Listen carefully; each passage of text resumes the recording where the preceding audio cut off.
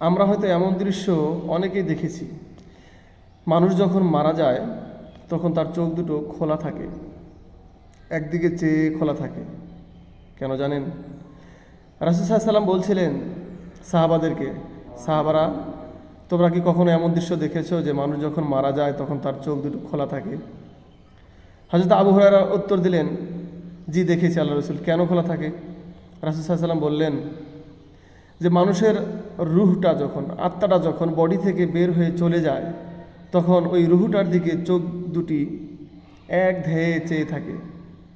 যখন বডি থেকে রুহটা চলে যায় তখন তো শরীরের নড়াচড়ার ক্ষমতাও শেষ হয়ে যায়, তাই চোখ দুটো আর বন্ধ হয় না, খোলাই থেকে যায়। সহিহ মুসলিম 991। আমরা হয়তো এমন দৃশ্য অনেকেই দেখেছি।